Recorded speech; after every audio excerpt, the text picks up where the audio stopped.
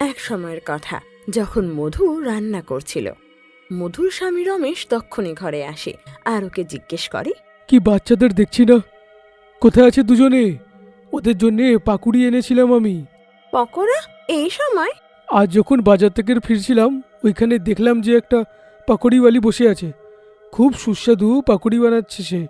আমি আর থাকতে পারলাম না, তাই বাড়ির জন্য একটু পাকুড়ি নিয়ে আসলাম। ভালোই হলো, কিছু এনে তোছ। কখনো কিছু আনো তো না বটে। বেশি খিল্লি না করে পাকুড়িগুলো দাও। মধু রমেশকে প্লেটে পকোড়া দিয়ে দেয়, আর রমেশ খুশি খুশি একটা পকোড়া তোলে। খুব সুস্বাদু খেতে এটা, দারুণ টেস্ট একদম। রমেশ যেই পকোড়ায় প্রথম কামড়টা দেয়, অমনি পকোড়া মুখে ঘুলে যায়। বাহ, কি পাকুড়ি! মুখে দিতেই পুরো উধাও। আচ্ছা, আরো পকোড়া দরকার? এই নাও, সব কটাই খেয়ে নাও, তবে মনে করে কিন্তু কালকে বাচ্চাদের জন্য এনো। আরে না না, ওরা খেয়েই নেবে, আর তুমিও খেও। আরে না না, কোনো ব্যাপার না, এটা তুমি খেয়ে নাও, আমরা কালকে খাবো। এমনিতেও বাচ্চারা বিকেলবেলা সিঙ্গারা আর চাউমিন খেয়েছে, হয়তো এত রাত্রে আর কিচ্ছু খাবে না, আর আমিও ওদের সাথে খেয়ে নিয়েছিলাম। আচ্ছা, তাহলে আমাকেই সব দিয়ে দাও, খিদেও তো অনেক পেয়েছে। রমেশ সব কটা পকোড়া খেয়ে নেয়, তারপর পেটের ওপর হাত বোলায়। মজাই এসে গেল, এত সুস্বাদু পাকুড়ি আগে খাইনি। আচ্ছা শোনো, আমি এখন ঘুমোতে যাচ্ছি। আরে, এত তাড়াতাড়ি শুতে যাচ্ছ রে তুমি? হ্যাঁ, খুব ঘুম পাচ্ছে আসলে। তারপর রমেশ ঘুমোতে চলে যায় সেখান থেকে, আর মধু তখনও কিচেনে কাজ করছিল। কিছুক্ষণ পরে মধু রমেশকে জোরে জোরে হাসতে শোনে। মজাই এসে গেল আজ, কি সব এরকম ঘুরছে। আরে, ওনার আওয়াজ তো, এই তো ঘরে শুতে গেলেন উনি, তবে এরকমভাবে হাসছেন কেন? একটু গিয়ে দেখি তাহলে। মধু ঘরে গিয়ে দেখে তো রমেশ মাটিতে শুয়ে হাসছে, আর পাগলের মতো ও মাটিতে হাত মারছিল। মধু বুঝতেই পারছিল না যে আসলে ওর হয়েছেটা কি। আরে, এটা তুমি কি করছো? তুমি এরকম পাগলের মতো হাসছো কেন? এসো না মধু, এরকম উড়ছো কেন? আরে আমাকে ধরে দাও, না হলে এরকমই উড়তে থাকবে তুমি। এ কি তুমি আজে বাজে কথা বলছো গো? আমার কিন্তু খুব ভয় করছে। এই তো সব ঠিক ছিল, হঠাৎ করে কি হলো? চলো তো, তাড়াতাড়ি দাঁড়িয়ে যাও। অনেক চেষ্টার পর মধু রমেশকে দাঁড় করায়, কিন্তু রমেশ বিছানায় শোয়ার বদলে বাইরের দিকে দৌড় দেয়। তারপর ও বাইরে গিয়ে সেরকমই করতে লাগে। সবাই ওকে এরকম করতে দেখে খুব হাসাহাসি করে, সাথে অবাকও হয়। আরে না না দিদি, ও তো এসব জিনিসকে কখনো হাতও দেয়নি। আজ যখন ঘরে এলো তো একদম ঠিক ছিল। তারপর ও পকোড়া খেলো আর ভেতরে শুতে চলে গেল। আর তারপর থেকেই যা শুরু হয়েছে, এই চলছে। ঘরের ভেতর থেকে সেই হাসির আওয়াজ পেলাম আমি। আরে, সেই ডাইনির পকোড়া খেয়ে ফেলেনি তো তোমার স্বামী? ডাইনির পকোড়া? তুমি এটা কি বলছো দিদি, বুঝছি না। কোন ডাইনি? পুরো পাড়ায় তো ওই ডাইনির ব্যাপারে সব জানে তো, কিন্তু তুমি জানো না? একটা ডাইনি আছে যে বিকেল বেলা বাজারের পাশে পকোড়া বিক্রি করে, আর ওর পকোড়া খেয়েই তো সবাই এরকম হয়ে যেত। ওই যে শিলাবতী আছে না, ওনার স্বামীরও তো এই অবস্থা হয়েছে। কিন্তু তোমরা কি করে জানলে যে ও ডাইনি? পকোড়া বেচার পর ও নিজের আসল রূপে চলে আসে, তখনই ওকে কেউ ওই রূপে দেখে নিয়েছিল, বাস। হে ভগবান, এবার কি হবে? আমার স্বামী কি করে ঠিক হবে তাহলে? শিলা বৌদি কিন্তু পুরো পৃথিবী ঘুরে চলে এসেছে, কোথাও থেকেও ওর স্বামী ঠিক হয়নি। এখন দেখো, তুমিই চেষ্টা করে যদি কিছু পারো, কিন্তু আমার মনে হয় ডাইনি ছাড়া কেউ পারবে না এটা। মধু এতে খুব চিন্তিত হয়ে ওঠে, আর স্বামীকে কোনো রকম ভাবে ঘরের ভেতরে নিয়ে আসে।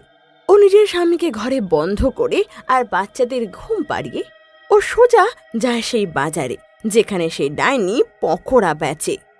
মধু বাজারে পৌঁছায়, আর সেখানে ও সেই পকোড়া বেচা মেয়েটাকে দেখতে পায়। তো দূরে দাঁড়িয়ে ওকে দেখতে লাগে।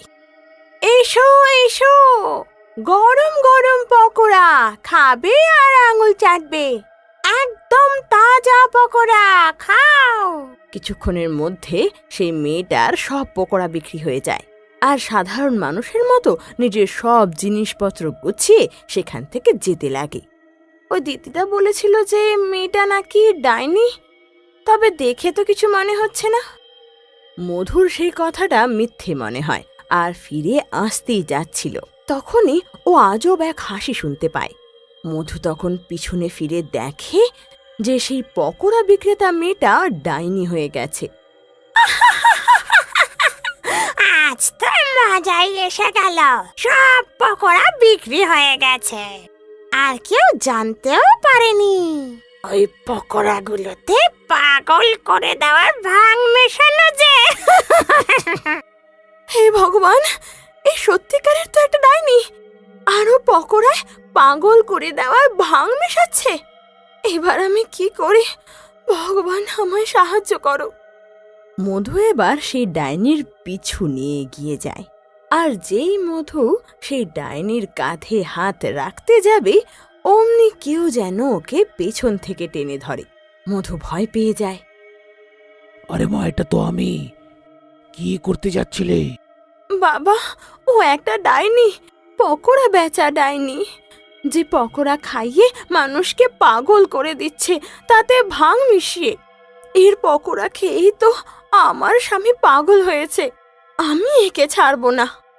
ও একটা ডাইনি আর তুমি সাধারণ মহিলা, তুমি তো ওর থেকে জিততে পারবেই না। তাহলে আমি কি করব বলুন? আমি কি করে আমার স্বামীকে ঠিক করব আর এই ডাইনির অন্ত করব? তুমি কি সত্যি একে মেরে ফেলার সাহস রাখো? হ্যাঁ বাবা, আমি তো চাই একে এখনই মেরে দিতে। এই যদি ব্যাপার, তো উপায় আছে, যাতে তোমার বর ঠিক হয়ে যাবে আর এই ডাইনিটাও মরেই যাবে। আপনি আমাকে শীঘ্র বলুন বাবা। তাহলে তুমি কালকে এসো, একটা জিনিস দেব, যেটা পাকুড়িতে তুমি মিশিয়ে দিও, আর যে করে হোক ডাইনিকে খাইয়ে দিও। এটা তো খুব চাপের বাবা। কঠিন হবেই, ওকে মারা যে এত সহজ নয়। মধু খুব চিন্তায় পড়ে যায়, কিন্তু এছাড়া আর কোনো রাস্তাও তো ছিল না তখন। তো চুপচাপ ঘরে গিয়ে শুয়ে পড়ে, আর পরের দিন বাবার কাছে যায়।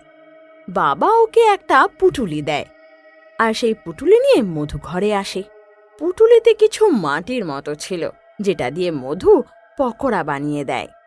এখন মধুর কাছে শুধু একটাই মাত্র উপায় ছিল, ও ডাইনিরই পাশে আরেকটা পকোড়ার দোকান খুলে দেয়। পকোড়া নাও, পকোড়া। এত সুস্বাদু পকোড়া জীবনে কেউ কখনো খায়নি। আরে এটা কি রে? তুই কি দেখতে পাচ্ছিস না যে আগের থেকে আমি এখানে পকোড়া বেচি? তো কোন সাহসে তুই এখানে পকোড়া বেচতে আসিস? হ্যাঁ, আরে বোন, তুমি এই জায়গাটা কিনে নিয়েছো নাকি গো, যে তুমি শুধু এখানে পকোড়া বেচবে? আর এমনিতেও আমি অনেক শুনেছি যে তুমি খুব বাজে পকোড়া বানাও। আমি আর খারাপ পকোড়া?